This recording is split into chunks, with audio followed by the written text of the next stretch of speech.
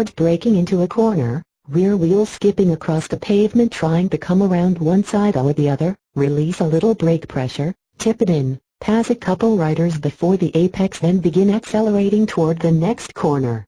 I didn't do this during the press intro for the Honda RC213 VS at the Ricardo Tormo circuit in Valencia, Spain, but having now piloted a bike similar to the one Marc Marquez rides in the heat of MotoGP combat provides insight into how the two-time Grand Prix champ manages to make the impossible seem like child's play. Prior to a ride day, Honda compelled us to understand that the entire purpose of the RC213V is not to have the fastest MotoGP bike in the paddock, but for it to be the most rideable one.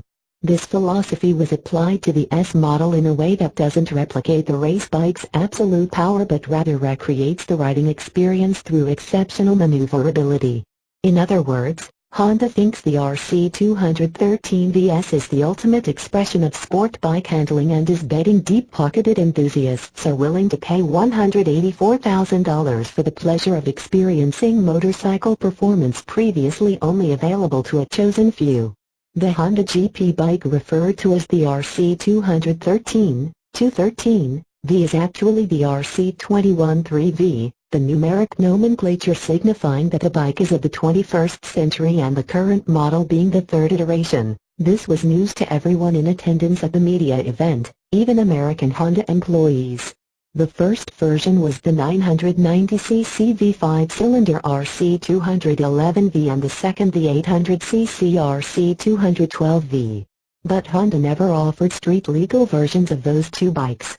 In fact, never before in the history of modern Grand Prix racing has Honda brought to market a motorcycle directly from HRC.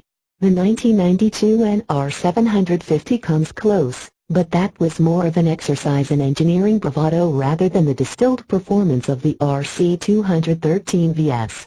We thoroughly covered the specifications of the RC213 VS when the bike officially broke cover June 11th. Then followed that report with an in-the-flesh unveiling from John Burns during the Catalunya Grand Prix.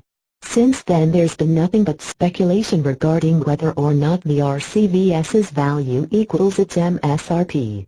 Can it really be worth $184K? Is it actually $165K better than the MotoGP for the street to Yamaha R1M, Aprilia RS V4RF? BMW S1000RR or Ducati 1299 Panigale? Then of course there's the unavoidable elephant in the room, the US version's electronically neutered 101 horsepower RC213 VS, a bike costing approximately the same as the European version that puts out 157 horsepower in stock trim, one that can be outfitted with a race kit, bumping HP to a robust 212. Seemed as though the US is getting the raw end of the deal until you learn the RCVS in its country of origin produces a mere 68 horsepower. I framed this question to Honda, asking why the same bike lacking 55 horsepower wasn't deserving a price reduction.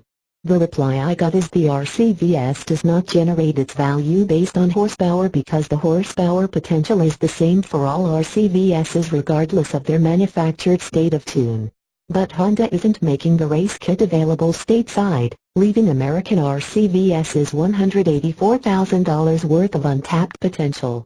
Thank you for watching this video. Check our channel to watch more videos.